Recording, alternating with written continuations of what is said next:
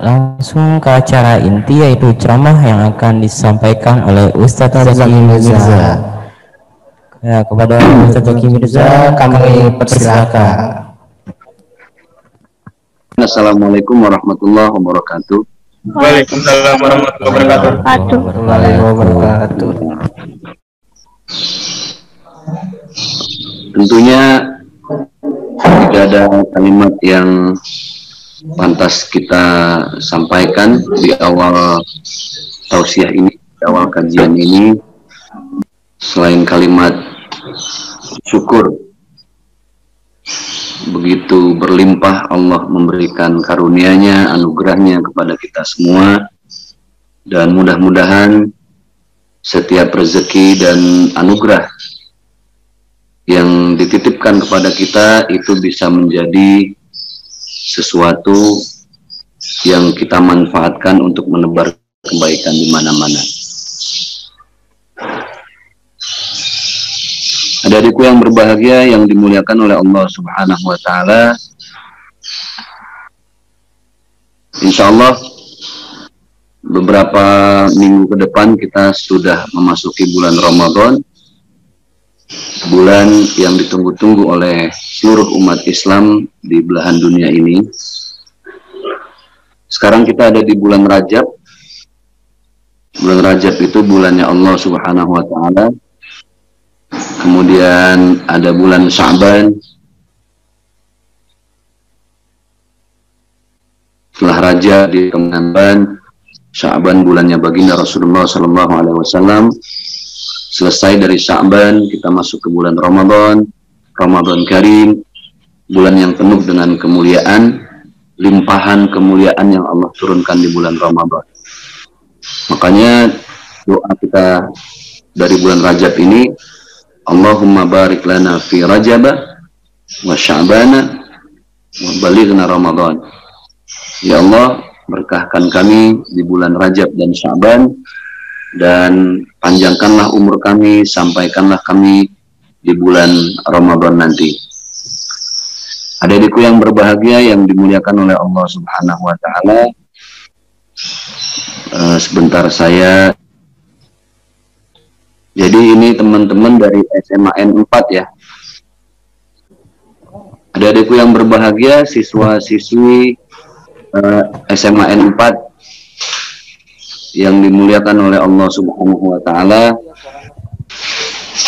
Baik, kita lanjut aja ya.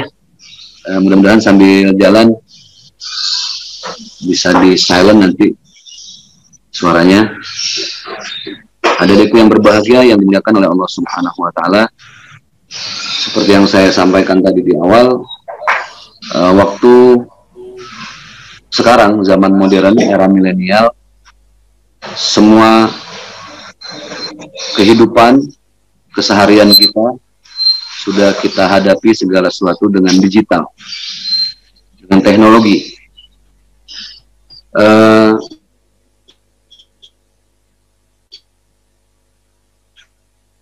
Kayak saya 60-70-an, mereka berangkat dengan kapal laut.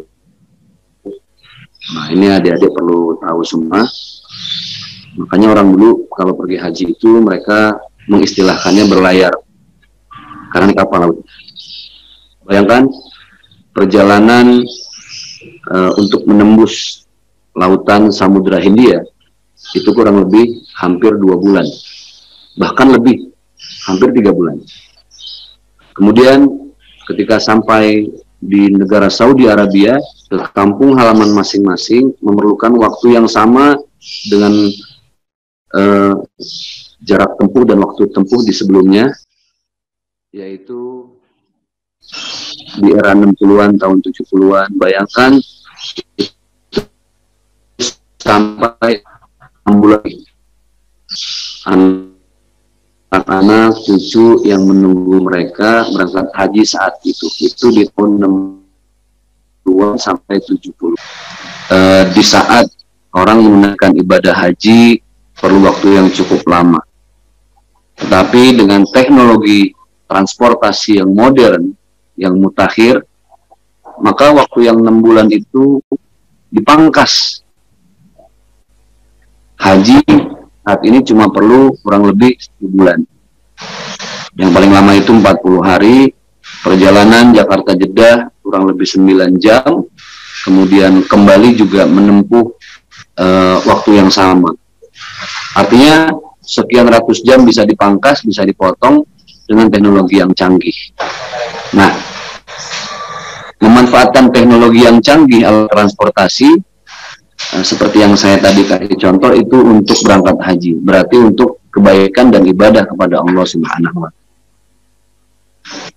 Dulu tahun 98 ketika saya berangkat haji, untuk komunikasi dengan keluarga di Jakarta itu masih cukup sulit. Ada istilahnya dulu collect call. Jadi kita nelfon dari satu, kemudian tagihan rumah yang membayar. Itu dulu. Geser ke sini-sini ada istilah waktu itu handphone. Di awal tahun 99 sampai 2000 mulailah keluar handphone. Nah, kalau teman-teman masih ingat, saya tahu ya ada yang ngalamin apa enggak. Keluarlah handphone Nokia waktu itu. Orang baru bisa SMS tapi belum bisa video call, belum bisa kayak WhatsApp call dan lain sebagainya, masih jauh. Terus mulai masuk masa BBM, BlackBerry Messenger. Terus masuk lagi sampai sekarang kita sudah bisa live streaming menggunakan Zoom seperti ini, bisa berbagi, bisa menyampaikan kajian dan tausiah hanya melalui online. Nah, artinya sekarang kebaikan itu sudah tidak dibatasi lagi oleh jarak dan waktu. Coba bayangin kalau seandainya diskusi seperti ini, tausiah seperti ini harus di satu tempat, teman-teman semua harus hadir. Ini memakan waktu dan jarak. Tapi sekarang semua itu tidak menjadi masalah, karena bagaimanapun teknologi sudah canggih. Banyak contoh-contoh dan sampel-sampel lain yang membuat kehidupan kita semakin dipermudah dengan teknologi.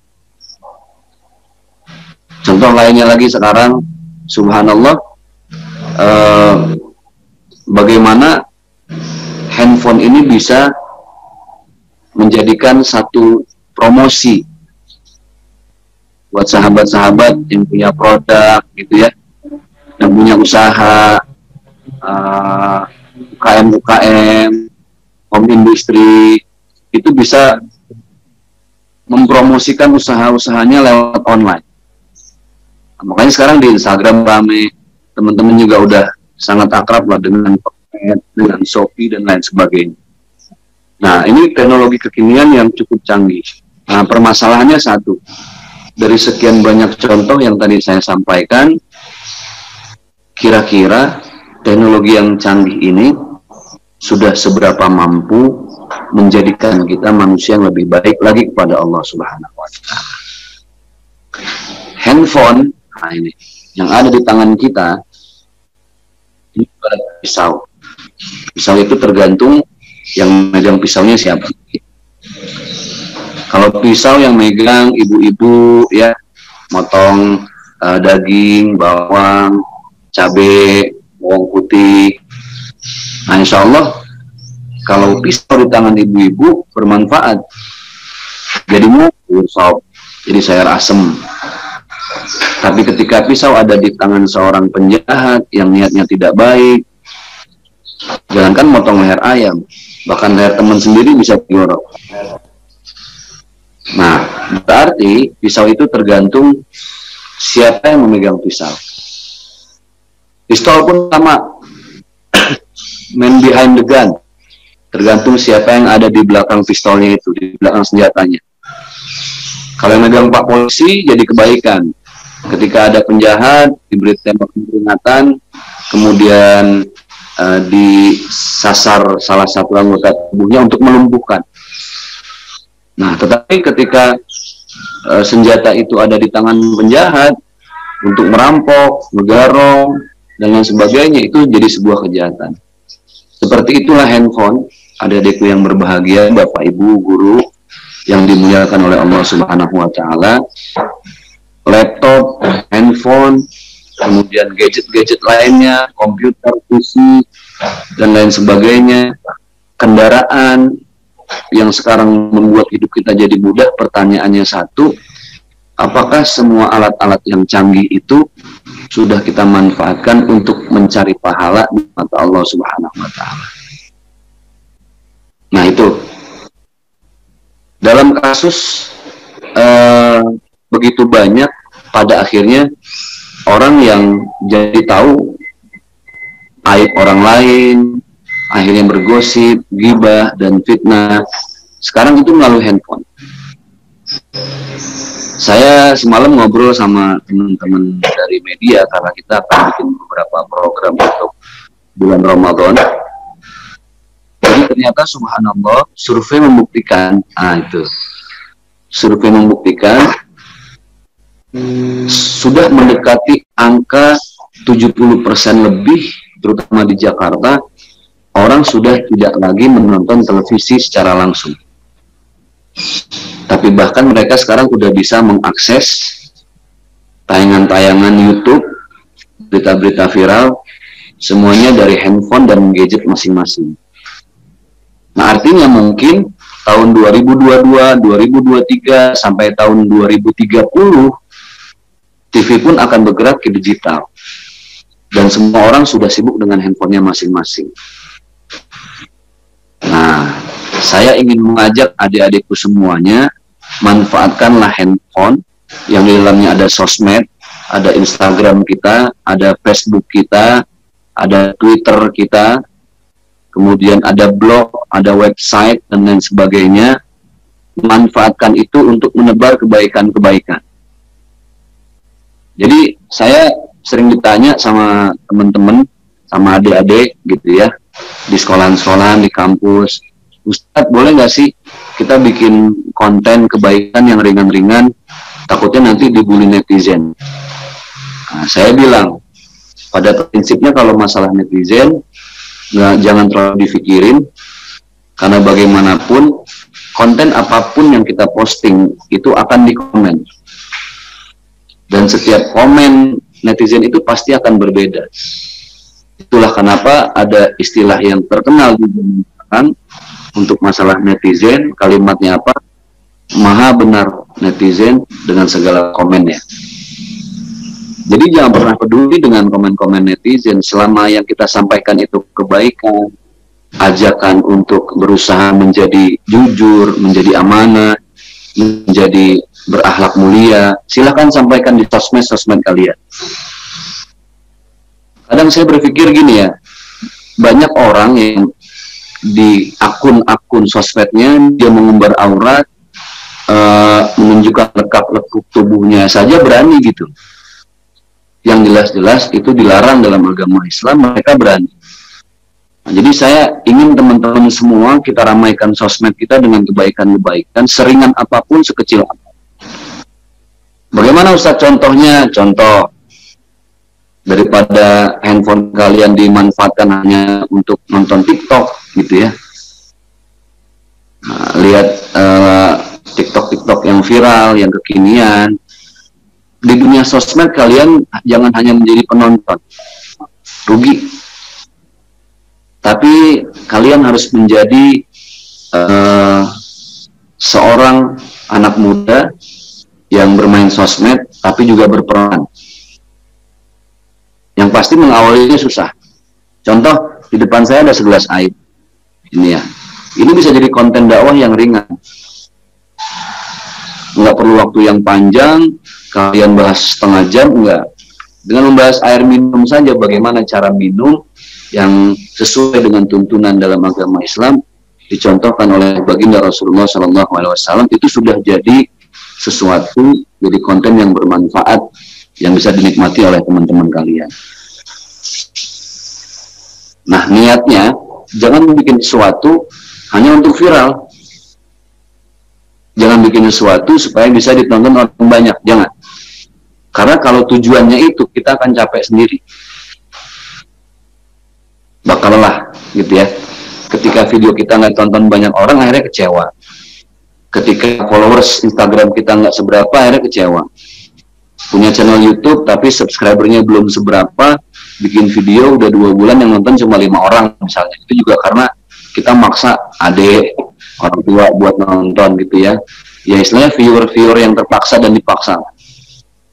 Jadi niatkan bukan untuk itu, tapi niatkan supaya kebaikan-kebaikan yang kalian posting di IG itu bisa bermanfaat buat minimal teman-teman dekat, di grup-grup WhatsApp teman-teman sekolah gitu ya.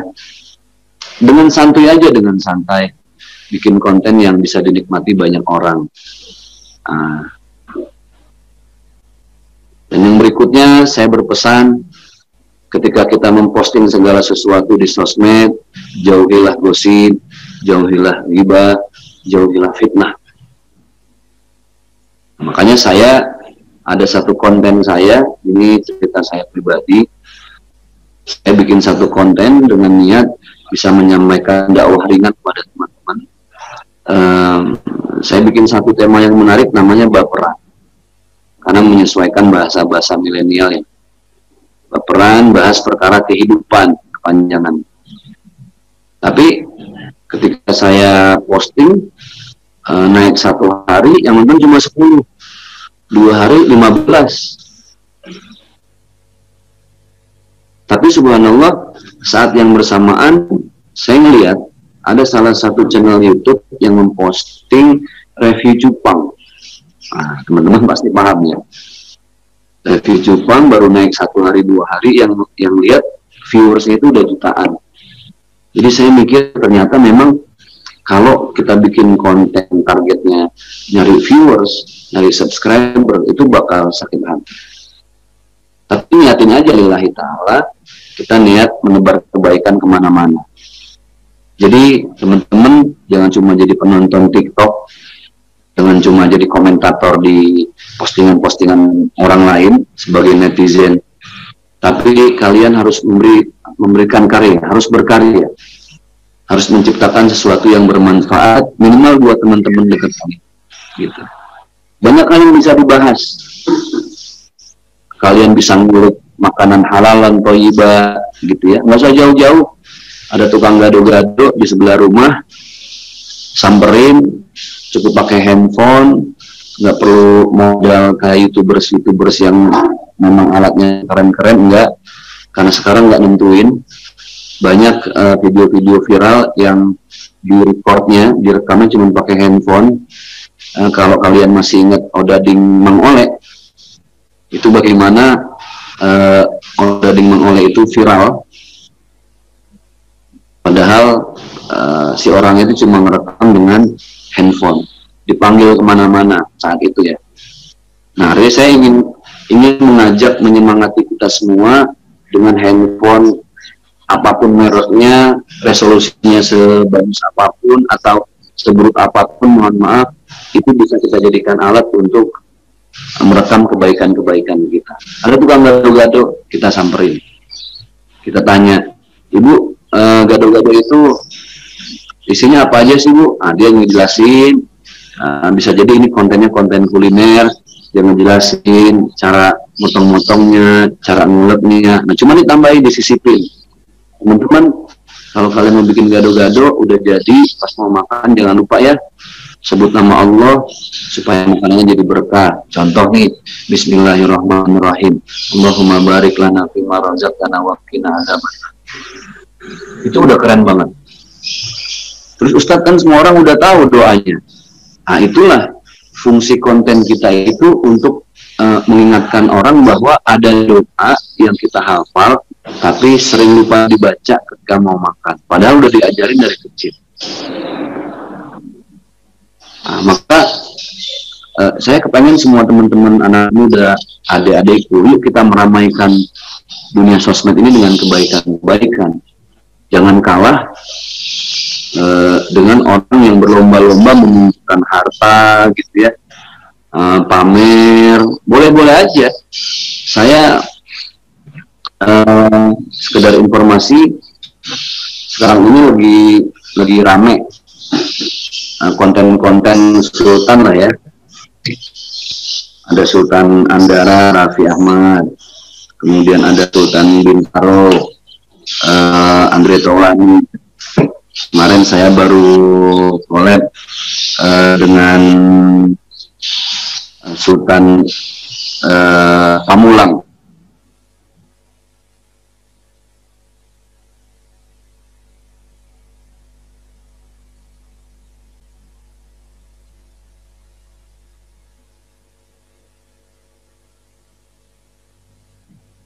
Saya, waduh, numpang promo nih.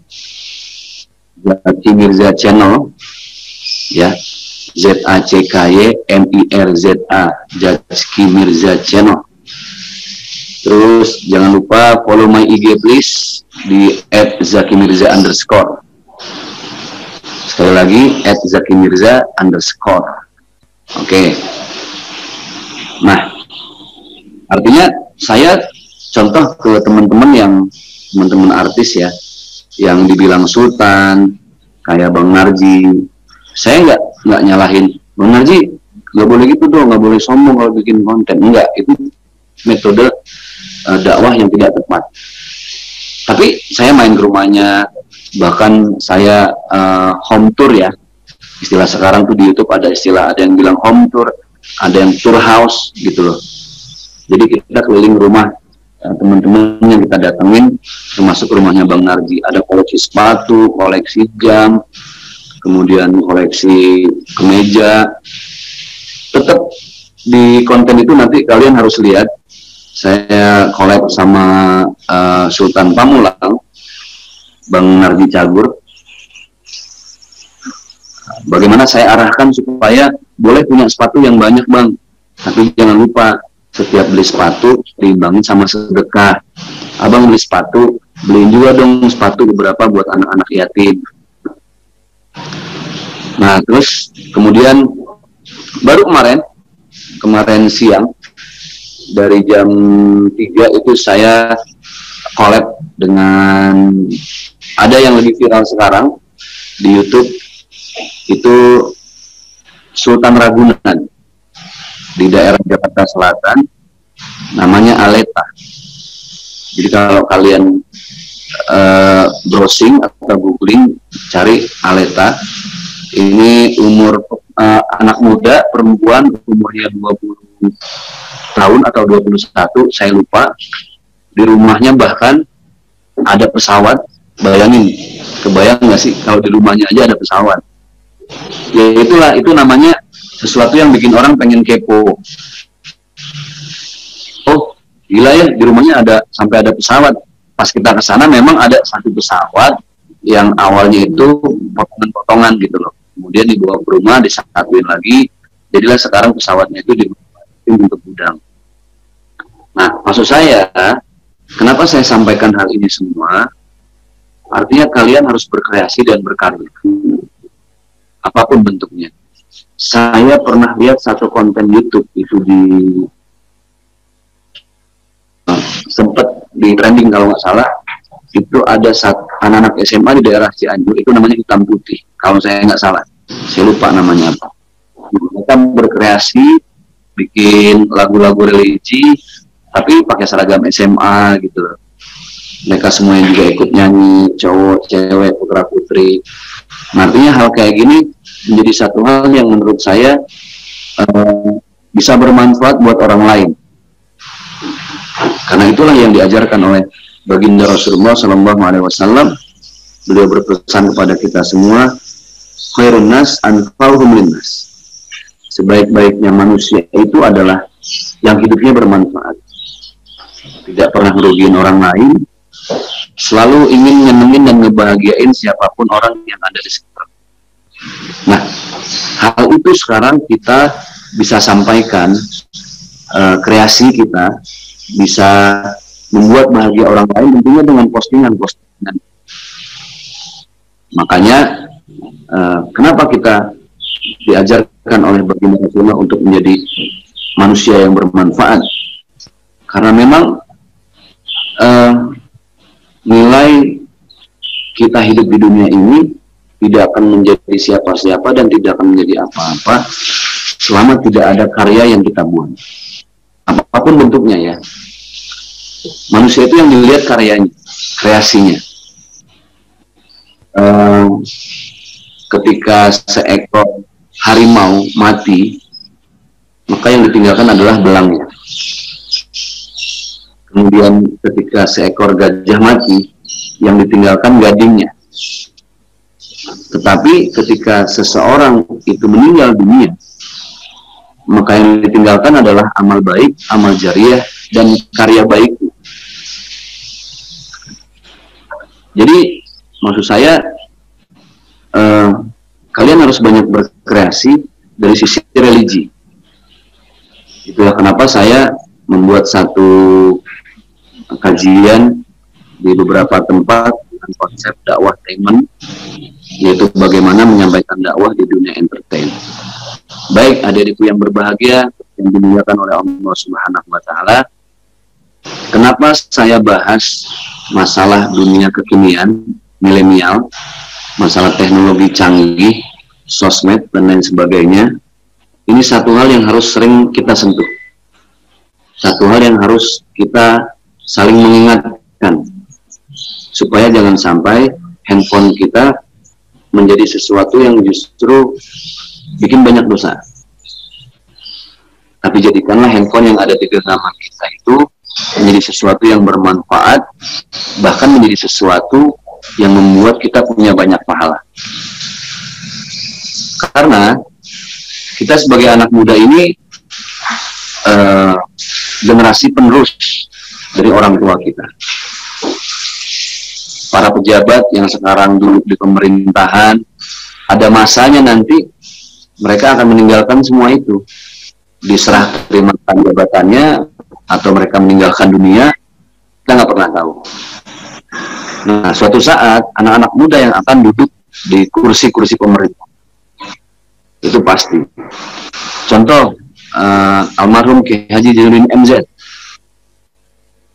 di masanya beliau satu penceramah yang fenomenal, legend.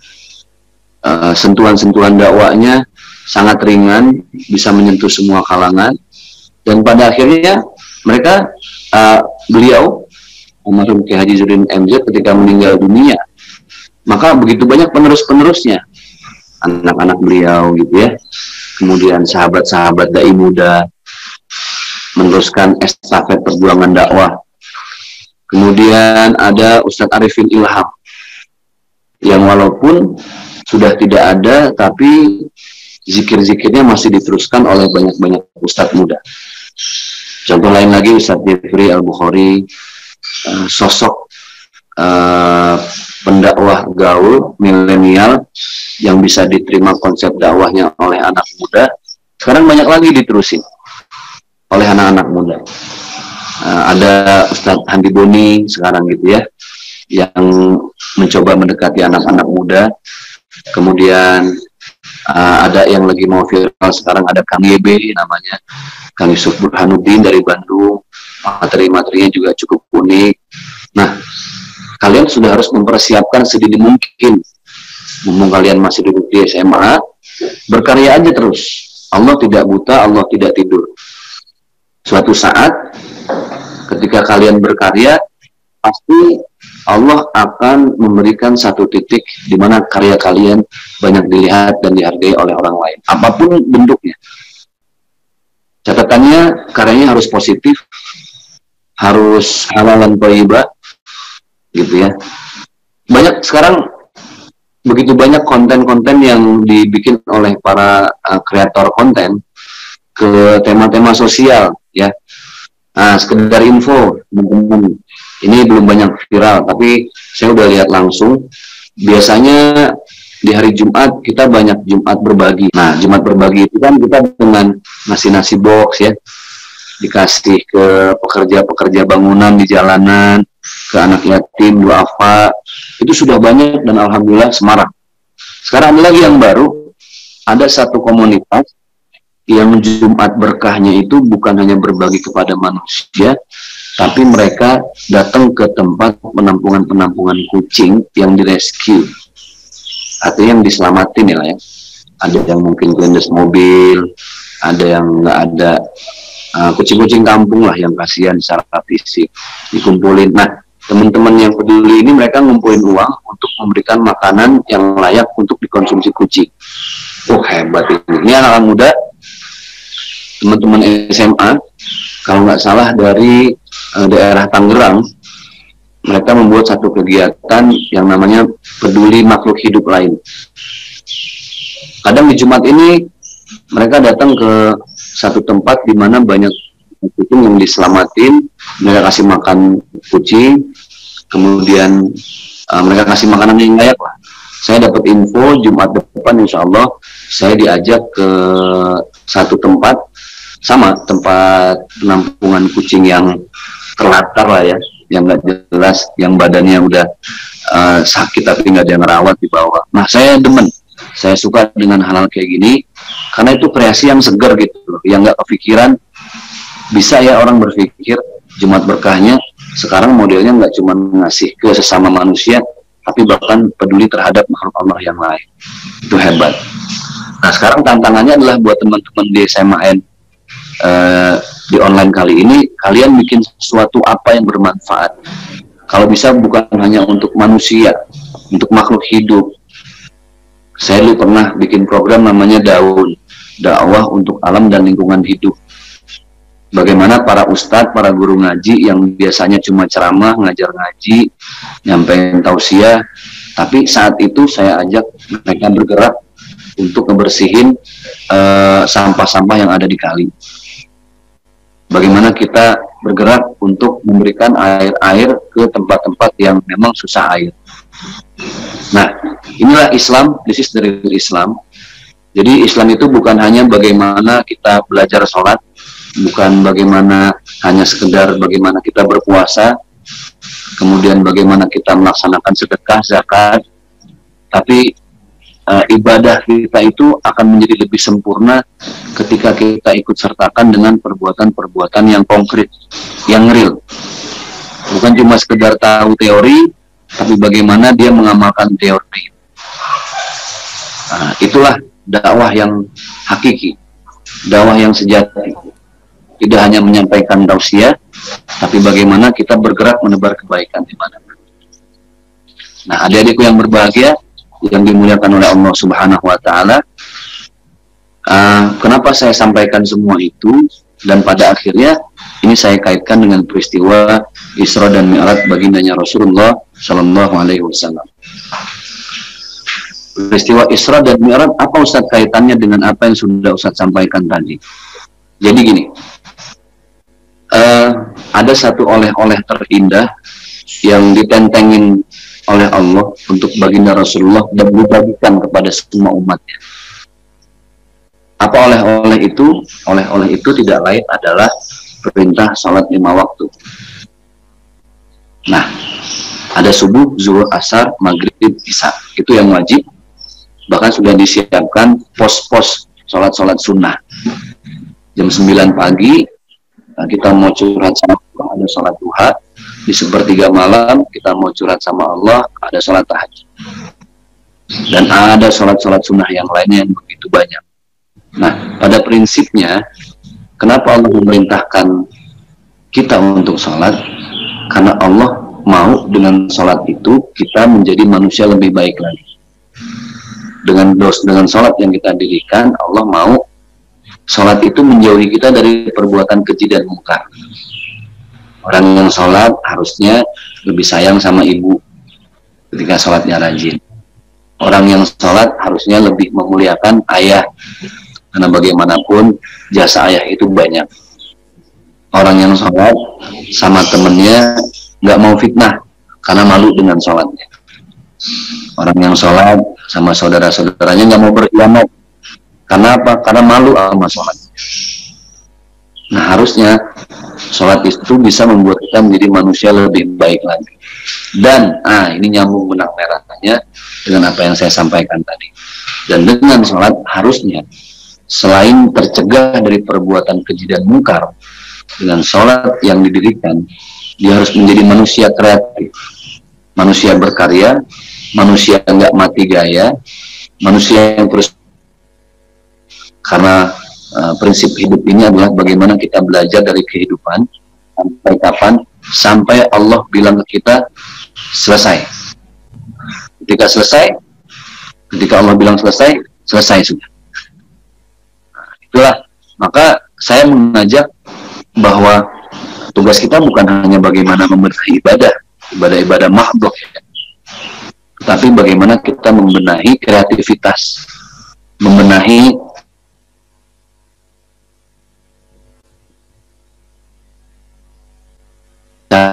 tentunya sangat lepas dari dosa. Tapi bila menjadi pelajaran hidup kita, sehingga dari kesalahan itu kita menjadi manusia yang lebih cerdas dan lebih paham bagaimana menghadapi hidup. Itulah benang merah yang saya sampaikan dari peristiwa Isra dan Mi'raj. Ada dua dimensi yang harus kita benahi. Yang pertama adalah dimensi ibadah kita kepada Allah. Yang kedua, dimensi muamalah kita kepada sama manusia. Bahkan ada yang ketiga, dimensi muamalah atau hubungan baik kita terhadap seisi alam semesta ini. Orang yang sholat tentunya sangat mengerti pesan baginda Rasulullah, an-nazafatu minal iman. Dia akan jaga kebersihan. Karena orang beriman itu ciri-cirinya menjaga kebersihan. Orang yang sholat, yang rajin, dia akan juga menjalankan pesan baginda Rasulullah untuk memuliakan tamu. Man kana yu'minu billahi wal yawmil akhir falyukrim dhaifahu. Orang yang sholat pasti akan membuat tetangga nggak kelaparan ketika dia punya makanan, gitu ya. Nah, inilah nilai-nilai sholat yang harus kita terapkan dalam sehari-hari, dan kebaikan itu kalau bisa kita posting. Pak Ustadz, bagaimana, boleh nggak sih zaman sekarang kalau kita sedekah di posting-posting? Silahkan, saya nggak pernah melarang, cuman jangan lebay gitu ya. Jangan yang sebenarnya sedekah bukan kita, cuman di caption Instagram seolah kita yang ngasih. Nah, itu justru jadi kebohongan, jadi nggak baik. Kita ngasih sedekah ke anak yatim, boleh diposting, silahkan. Dengan niat apa? Dengan niat supaya kebaikan itu bisa dicontoh oleh orang lain, gitu ya. Terus riya ini ada nilai riya, itu wajar. Nah, kalau kita bersedekah diposting ada niat riya sedikit, bagaimana menghilangkannya? Nah, di hari lain, di waktu lain, kalian harus punya sedekah yang rutin juga, tapi tidak ada satu orang pun yang tahu. Tadi kan diposting tuh ya. Nah, ada satu sedekah yang orang lain nggak tahu. Yang tahu cuman kamu sendiri, kemudian orang yang sedekahin, dan Allah Subhanahu wa Ta'ala. Nah, sedekah-sedekah yang ikhlas seperti itulah insya Allah yang nantinya akan menggugurkan, menghilangkan noda-noda riya yang ada di pergerakan sedekah kita yang diposting. Guru, ibu guru, adik-adikku yang berbahagia yang dimuliakan oleh Allah Subhanahu wa Ta'ala, supaya tausiah saya tidak hanya monolog, supaya teman-teman juga bisa mengekspresikan. Ada banyak hal yang mungkin ingin ditanyakan di kajian kali ini. Saya persilahkan, ada waktu kurang lebih sekitar 15 menit lagi. Sebelum saya serahkan kepada moderator, kesimpulannya adalah hidup di zaman canggih seperti ini, silakan saja, tapi jangan lupa bahwa setiap apa yang kita lakukan, terutama dalam segi ibadah mahdhah, itu harus menjadikan diri kita pribadi yang lebih baik, baik terhadap Allah, baik terhadap sesama manusia, dan baik terhadap apapun. Orang Islam itu menjaga kebersihan. Orang Islam itu tidak menyakiti perasaan orang lain. Orang Islam itu selalu berkarya positif. Orang Islam itu selalu mengedepankan daya kreatif yang begitu dahsyat, tidak pernah berhenti, sehingga dia memberikan yang terbaik. Baik, itu saja. Untuk berikutnya, saya persilakan kepada moderator untuk mengatur kalau ada beberapa sahabat-sahabat yang ingin bertanya. Silakan.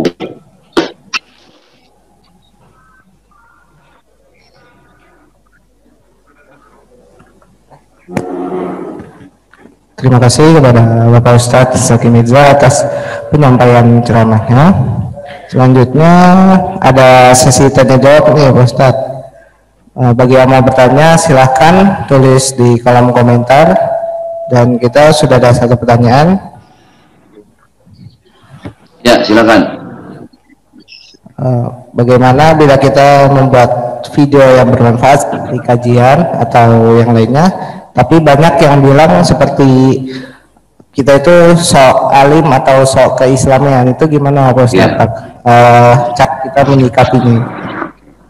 Cara menyikapinya gini, biasanya anak-anak muda di seumuran kalian ya, yang di SMA, itu harus nimbangin umur kita gitu. Jangan umur kita muda tapi isi kontennya kayak orang tua gitu ya. Maaf, bukannya salah, tapi saya rasa kurang tepat. Kita posting yang pengajian serius gitu ya. Karena yang namanya karakter anak muda ini kan suka dengan yang happy, yang bahagia, yang fun gitu loh. Nah, kalau bisa bentuknya itu ya disampaikan dalam kehidupan yang dekat dengan kita, sehari-hari kita. Misalnya, contoh, kalian di lampu merah, terus lampunya kuning, kalian sengaja berhenti, bikin aja video sambil berhenti. Hai guys, lu tahu nggak, biasanya kalau lampu kuning ini justru orang buru-buru ngegas motornya, itu salah. Lampu kuning ini justru kita harus hati-hati, pelan-pelan. Nih pas merah jadi berhenti. Lu kebayang nggak kalau seandainya kuning lu terabas terus, lu gas terus tiba-tiba ada kecelakaan, tabrakan, lu jadi nyelakain orang lain. Dan itu nggak Islam banget, dan itu nggak Muslim banget. Kita sebagai Muslim harus taat aturan, gitu ya. Ketika merah dia berhenti, kuning hati-hati, persiapan berhenti, hijau silakan jalan lagi. Karena nggak akan sempurna iman seseorang kalau dia hanya ibadah kepada Allah, ikutin hidup Rasulullah, tapi dia nggak taat aturan pemerintah. Nah itu kan keren. Simple, singkat, padat, dan orang bisa menyimak gitu ya. Tapi kalau yang diposting kajian-kajian berat, misalnya ya, kajian-kajian jamaah, kita akan diazab ketika, wah itu udah berat. Kita akan diazab ketika kita punya dosa. Nah itu berat. Menurut saya, masuklah kalian ke segmen di mana orang bisa menikmati sambil santai, gitu ya. Ya contoh lah, nggak usah jauh-jauh. Cara makan aja dengan tangan kanan. Hai guys, dan jangan lupa baca doa supaya apa yang kita makan jadi berkah. Itu konten yang ringan tapi bermanfaat, gitu ya. Kalian bikin channel YouTube deh, masing-masing. Bikin akun Instagram yang belum punya, gitu ya. Sekarang ya, saya aja udah mulai main TikTok sekarang, walaupun masih belum ngerti. Karena itu juga dikompor-komporin sama anak saya, ya. Tapi nggak apa-apa, di TikTok pun dakwah itu bisa saya sampaikan. Jadi gitu. Gitu, Abang. Next, ada lagi?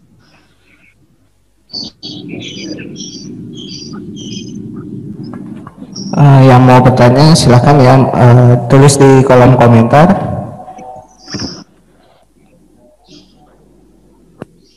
Atau mau tanya langsung juga boleh.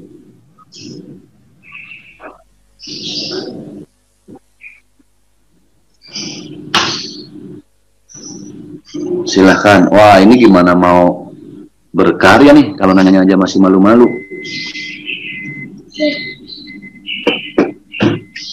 Izin bertanya Pak Ustadz, sebetulnya hukum ini ada Ustadz seperti apa? Oke, silakan. Coba dibacain, itu hilang duluan. Wahyu Hartanti Utami, izin bertanya Pak Ustadz, sebelumnya hukum menggunakan TikTok seperti apa secara agama Islami, agama Islam? Ternyata Pak Ustadz juga menggunakannya, gak juga ya? Ya. Oke. Maksud saya TikTok itu yang menarik adalah durasi 1 menit, tapi bagaimana kita nonton TikTok itu kadang terhiburnya sampai 2 jam. Bayangin loh, kita scroll terus ke atas, padahal video-videonya semenit, kita scroll tapi sampai 2 jam melihat perilaku orang yang aneh-aneh gitu kan. banyak saya lihat video yang prank ngerjain tapi malah ditonton jutaan viewer gitu. Terus joget-joget nggak jelas gitu ya, anak-anak kecil. Terus kadang review bikin. Kemarin saya baru lihat tuh, tahu dari anak saya, ada satu konten di TikTok, mereka bikin es krim dari mie instan. Terus saya lupa namanya siapa. Nah itu kan satu hal yang menurut saya, bikin es krim dari mie instan unik gitu loh. Itu yang lihat jutaan. Nah kalau dia aja bisa, kalian bikin dong sesuatu. Misalnya bagaimana mengolah makanan halalan thayyibah gitu ya. Kalian baca resep di Google, bikin di TikTok segala macam, itu banyak yang lihat. Nah jadi menurut saya berkarya itu bebas dalam bentuk apapun. Dalam TikTok sah-sah saja, boleh, silahkan, itu akan menjadi pahala. Tapi sebaliknya akan menjadi dosa ketika yang kalian posting itu justru mengumbar aurat, mengundang birahi orang lain, isinya gosip, fitnah. Itu mah recehan lah, yang kayak gitu-gitu, kaleng-kalengan ya. Kalian harus berkreasi yang benar-benar positif gitu. Oke, jadi silakan saja berkreasi di TikTok, boleh, selama konten-kontennya mengajak orang untuk ingat kepada Allah dan semakin cinta kepada Rasulullah, menyayangi sesama, dan terus terpanggil untuk berbuat baik gitu. Ada lagi?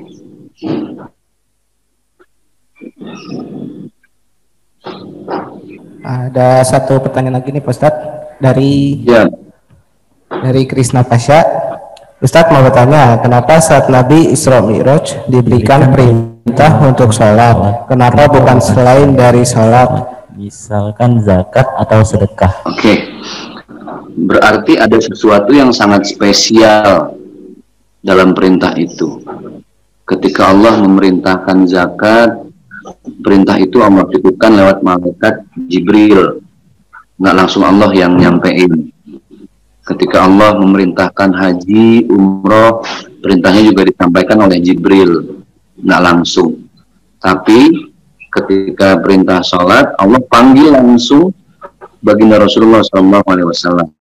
Contoh gini, saya Pak RT, tiba-tiba ada surat dari Pak Presiden tapi melalui Pak Camat, instruksi, kata Pak Camat, Pak RT, ini ada instruksi dari Presiden kalau kita harus menerapkan 3M. Nah itu kan dari Presiden untuk semua orang ya, lewat Pak Lurah atau Pak Camat.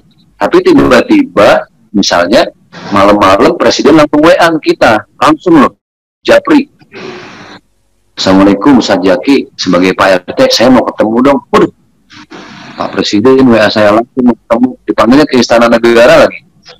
Wah berarti ini bukan urusan ecek-ecek nih, urusan yang penting. Langsung saya ngadep kan, wah persiapan pakai jas, pakai dasi segala macem. Buat apa? Buat ngadep Pak Presiden. Sama, perintah sholat ini bukan melalui malaikat Jibril lagi, tidak melalui perantara, tapi langsung dari Allah kepada kekasihnya Rasulullah SAW. Kenapa sholat itu penting? Ini poinnya ya, yang mesti kalian garis bawahi. Karena kita ini manusia lemah, nggak bisa apa-apa. Ya, badan cepat sakit. Kalau udah tua, semua rambut beruban. Ini kulit mulai kendur lah, pandangan tuh pada lamur, gigi atu-atu bubur, makan cuma makan bubur. Nah ini berarti manusia lemah. Karena kita lemah, kita perlu zat yang maha kuat, zat yang tidak pernah lemah, zat yang tidak pernah mati, zat yang ada selamanya, maha perkasa, maha cerdas, dan maha lainnya. Itulah Allah. Nah karena kita perlu Allah, maka Allah sudah tempatkan nih, tempat kita japri sama Allah tuh ada. Kayak cerita saya tadi, saya kalau bisa japri sama Presiden, wah seneng banget. Gila ya, orang harus melalui protokol, ribet segala macam, ada prosedurnya mau Presiden ini langsung. Nah sebenarnya sama Allah tuh dahsyat. Kita nggak perlu lagi perantara, kita udah disiapin, ini loh ada ada cara kamu pengen japri sama aku, kata Allah, ini pos-posnya. Nah, disiapinlah tadi, pagi, siang, sore, malam, dan seterusnya. Jadi, adikku yang berbahagia, karena itulah di setiap pos-pos lah itu setiap manusia berhak untuk menceritakan semua masalahnya, keluh kesahnya, bergantung sama Allah. Makanya penting, curhat itu sesuatu yang sangat dibutuhkan oleh setiap kita. Gitu ya. Baik, silakan ada lagi.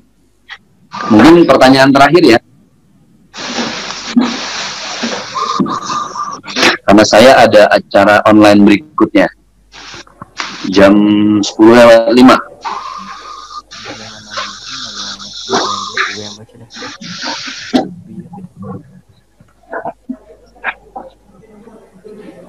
Silakan. Silakan yang mau bertanya bisa ditulis di kolom komentar ya.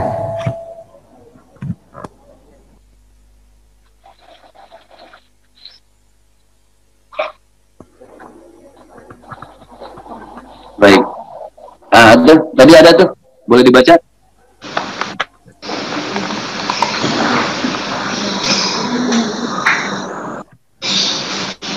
Ya, ada pertanyaan. Selanjutnya ada pertanyaan dari Muhammad Nur Khalik. Ustadz, saya mau tanya hukum salat sunnah qobliyah tapi salat wajib jamaah sudah mulai, gimana Pak Ustadz? Gimana, maaf, boleh diulang? Hukum salat sunnah qobliyah tapi salat wajib jamaah sudah dimulai, bagaimana Pak Ustadz? Oh, berjamaahnya itu ya wajibnya.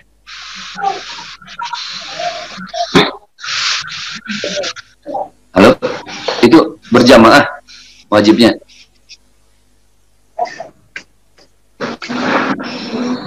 Oke, saya coba jawab ya, belum direspon sama moderatornya. Pahalanya itu kan 27 kali lipat ya. Jadi maksud saya jangan sampai ketinggalan yang pahala 27 kali lipat, sedangkan sunnah selain qobliyah kan nantinya ada ba'diyah.